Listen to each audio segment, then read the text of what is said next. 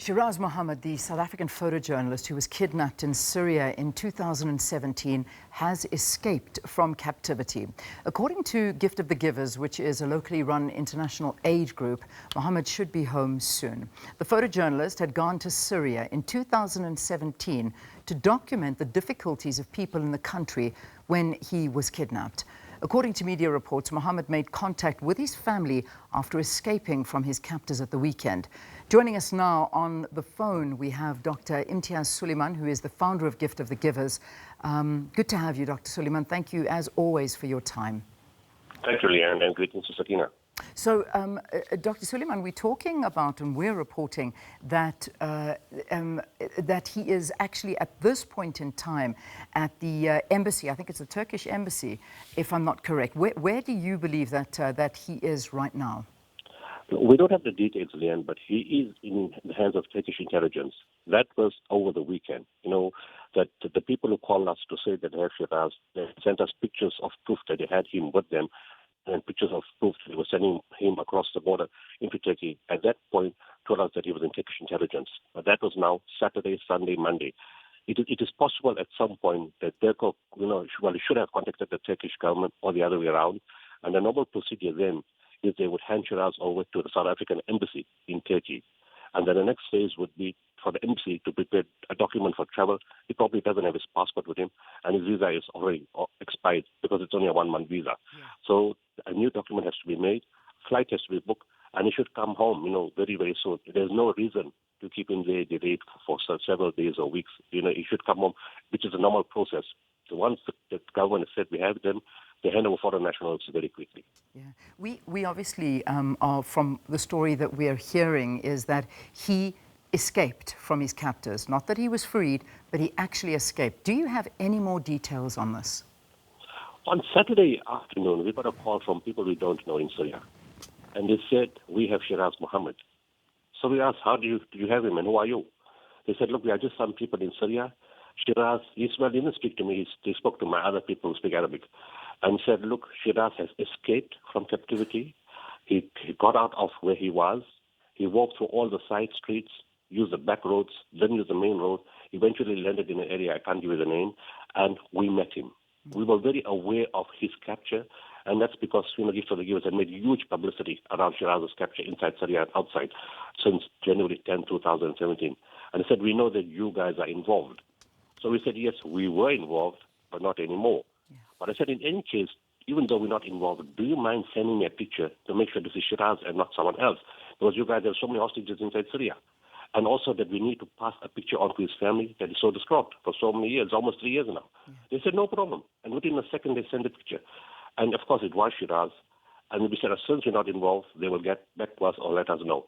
That same evening, around 11 p.m., they sent us another picture. This time, the picture was much darker. And they said, look, the picture is dark, but it was taken just before we moved him across the border to Turkish intelligence. It is for his own safety, and obviously, Shiraaz, as any hostage, will not want to be in any country once they've escaped, because the anxiety, the fear of being recaptured is huge.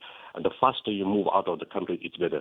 And they did the right thing, and they moved him across to Turkish. But in their own words, he escaped. The details only Shiraaz can tell us. Yeah, indeed. And that's the reality, the truth of what actually unfolded. We'll only hear once and when he is ready to speak as well.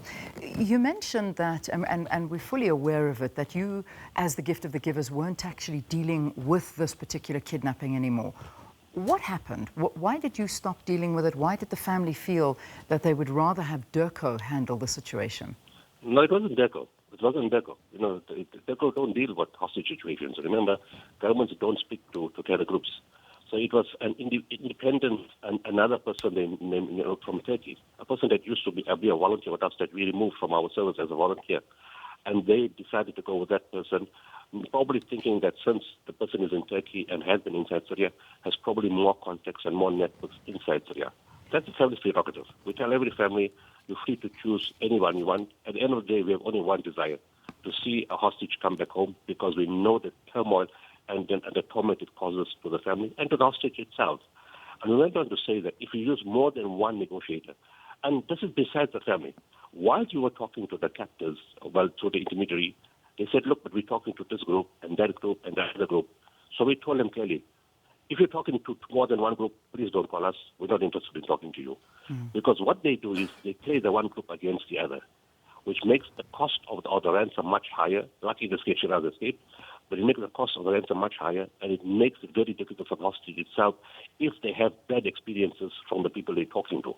So in that reason, we said we don't want to talk to more than, if you're talking to more than one group, and we told the family, it's in Shiraaz's interest that you only use one person. If you decide to go with the person in Turkey, so be it, and that's when we would go on June 26, 2019. Okay, and that's fair enough. I mean, for the reasoning behind that, a lot of people reading into this kidnapping and sort of making so many assertions about this, saying that, I'm not even going to read some of the assumptions and allegations against what was going on, and that, he was warned not to go to Syria at that time because it was dangerous, that, in fact, the day before he was kidnapped, he'd already contacted his ex-wife to say, look, it looks like things are going to go wrong. I will let you know.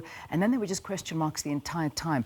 Did you think that there was anything suspicious about this particular case at any time during your involvement, not necessarily now, but during your involvement with this case? The problem is that I didn't know Shiraaz was going to Syria. Actually, I don't even know Shiraaz. I've never met him. I don't know Shiraaz is, to be honest with you. And I just got news that he was there. And I was wondering, how did Shiraaz get there and why did he go? As a rule, and people said in the beginning it was a gift of the giver's mission. There was no gift of the giver's mission. The mission was over, a few years previous to that. When gift of the givers go, we don't allow any journalist or anybody to cross the country into a country that's a war zone or that's a danger zone, except if we've taken all the precautions and we have a big group and we make all arrangements. For Shiraaz, I just heard he was there, and he went to take pictures and photographs, and well, he had good intention. Yeah. What I've seen, he has a good intention to tell the suffering of people, but I would have never allowed him to go. The South African journalist Sona Fento passed on 2 years ago. Yes. Also wanted to go on her own, and I stopped her. I said, "There's no way you're going to enter that country. My teams will never allow you to go inside here. It's too dangerous for you." And even though it looks quiet, but at that point, strangely, Leanne, in January 2017, the guns had silenced quite a bit, substantially in the area that our hospital is. Nobody expected a kidnapping to take place. That's the thing that got everybody unawares. And that's the reality. I suppose you've got to take huge precautions when you're going into these areas, no matter how protected you think you are. I mean, that you're South African, you're going in as media, that you're trying to tell a story, but you never know what can happen. This is the exact story that could possibly unfold.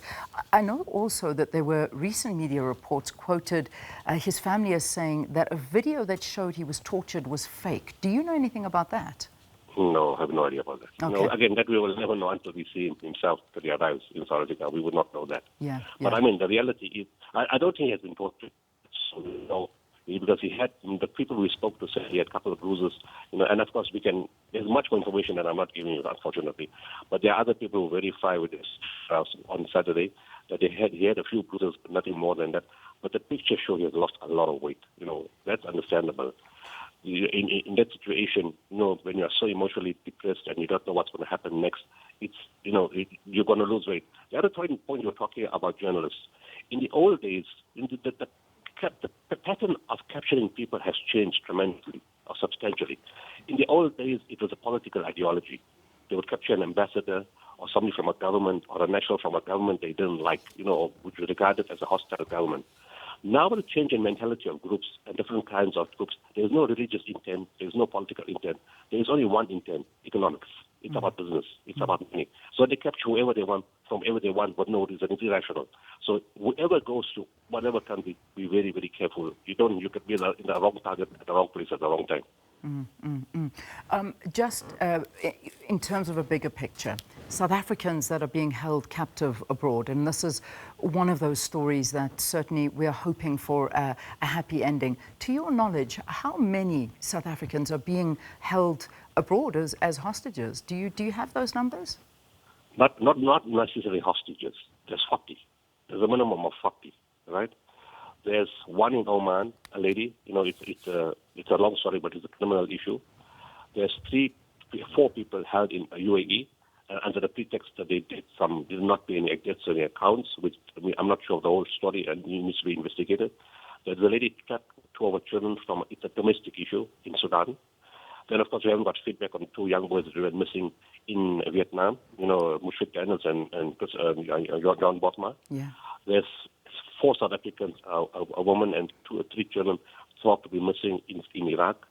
There's a lady and 6 children, and some of them as young as 2 years old, and an adult missing in Damascus.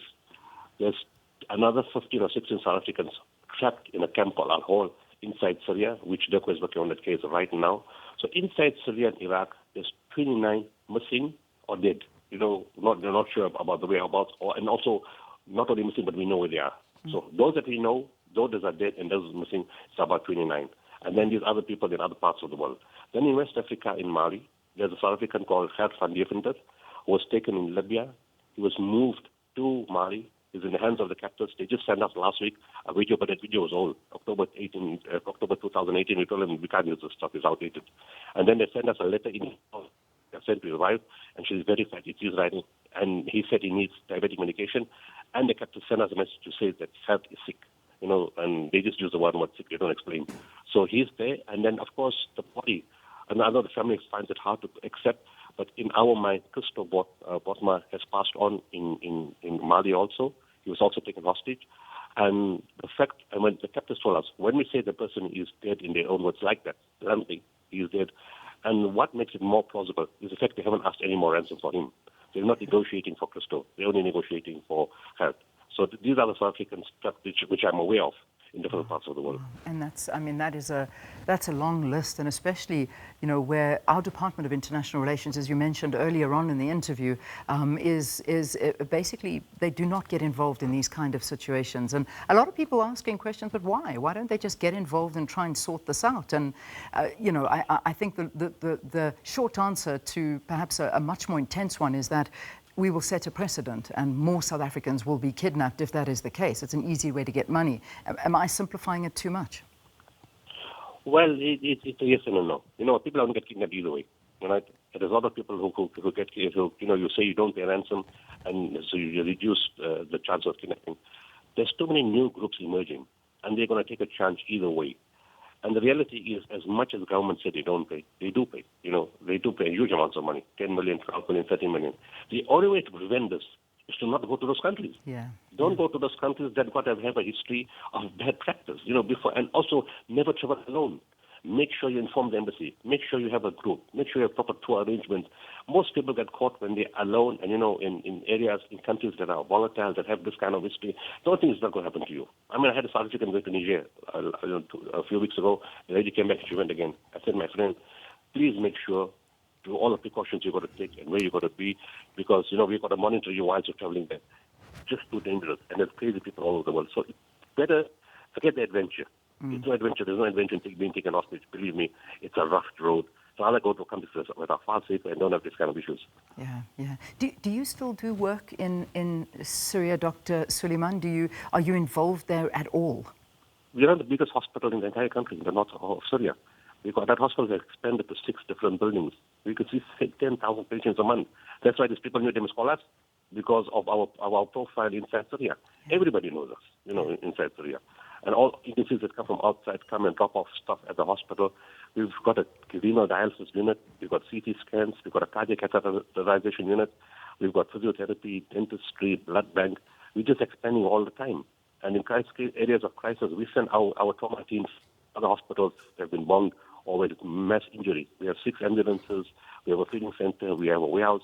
So our profile in Syria is huge. That's why everybody knows them, speak to us. We don't know who they are, but they all know who we are. Dr. Sooliman, so just to clarify this, because there's so many articles dating back to 2017, and I know you've spoken to it more, but perhaps we can just again clarify this issue. The story of Shiraaz Mohamed, he never went with you, the gift of the givers. He went on his own, because the reports are still doing the rounds, saying, even reports now talking to his release, talk to the fact that he came with Gift of the Givers to Syria in 2017. So you're saying he never, ever went with you? No, we had no team going at that time. And there was no team going. When we go as a team. We don't go as one person. And we don't go as a journalist, we go as a medical team. So he was not part of a Gift of the Givers team. Yes, his entry was facilitated by a guy that volunteers. And he went to the Gift of the Gives hospital, because it's a South African landmark. And through the hospital, they wanted to film the camps that South Africans at the Gift of the Gives was running. And he was very visible doing that for 3 to 4 days before he got captured. So he's not part of a team. I would have never seen him alone. And as I said, I've never spoke to him. I don't even know who Shiraaz is. I only came to know his existence when he was on the other side. Yeah. All right. Well, I mean, it's good to get your version of events, because those versions of events are still being reported in media as recently as 12 hours ago. People still saying that he went as part of a group to to Syria with the Gift of the Givers, but you're disputing that. You don't even know him. Before I let you go, obviously this story is something developing, and we're hoping that he will be brought back to South Africa very soon. The water situation, if I may move our attention back home, we actually saw your team, the Gift of the Givers, working out in the Eastern Cape, working on boreholes, trying to alleviate the problem there. Can you give us an update of some of the work that's being done in the Eastern Cape, and how are things going? Things are not going good, to put it bluntly. Over the last few days, water shut down in many of the towns. There's just no water. And in some of the towns, like in Gauteng, Adelaide, and Bedford, the only water that's coming is coming from our boreholes. We are officially shut on 13 December. But I had to send teams in, which, of course, they volunteered. I couldn't force them. It's a holiday. Our teams volunteered to go and stay in those places, in Gauteng, in Adelaide, and in Makanda, to be of service to the people. So thank you to companies like Isuzu and Aveco and other companies that have given us water tankers and help in terms of vehicles. We are busy, sending water. What we do is, from the bores that we have functional, we pump water into water tankers. The water tankers then go to Jojo tanks. We've established almost 200 Jojo tanks all over those areas in the Eastern Cape. And then people take water either from the tanker or from the Jojo tanks. Over the weekend, even at long weekend, we were connecting. The pumps came for more boreholes in Adelaide and in Bedford, and the Hospital in Gauteng, and the Williamstown Hospital in Middelburg. We will soon have 8 or 9 fully functional boreholes, which increases the amount of boreholes people could go to get water. But there's much more work that needs to be done. Butterworth, Queenstown, Bolota, Kala, there's so many places that call. I don't even know the names. There's so many people calling. We've got a long way to go. And, time's running out. And remember, it's holiday. Hundreds of thousands of people from the Eastern Cape that work in Gauteng and Western Cape and other parts of the country are going back home to where there's no water. Yeah, and I mean, as you say, this is a lot of tourists go down there, people go home for holidays, so the situation only worsens. But, in terms of government interventions, and I mean, we could look back years that there could have been plans put in place to try and avoid this, but that's a different story altogether. Unfortunately, we are here, and something urgently needs to be done. I mean, we've seen it, we've covered it, we've witnessed it, and it is one of the most disastrous situations I have personally ever seen when we were with your team at Gauteng. The digging of the boreholes, reports that some of the boreholes that have been dug by government don't even work. There is no water. The money that's been wasted. There's just so many stories that are doing the rounds. But just to give a solution from your side, what do they immediately need to do as government to help the people in this area? The government should have regarded the drought as a war situation. That's what they should have done. They should have put a war room together, get together and said, what's the crisis facing the country right now? Because they talk about economics and Modi's down rating, creating jobs. But the area that could save all that is agriculture. Agriculture is the mainstay of, labor-intensive jobs, saving the sheep, export market, avocados, citrus fruit. All the other export fruits are all totally destroyed. And the amount of animals that have died. All it required was to get credible hydrologists to pinpoint where the right boreholes are, drill, forget tender process, get people who don't charge an exorbitant rate, save that money, get the water, provide hundreds and hundreds of trucks of water to save the farms. Because it's even being racialized everything. Oh, it's white farmers, so now it's politically incorrect to help them.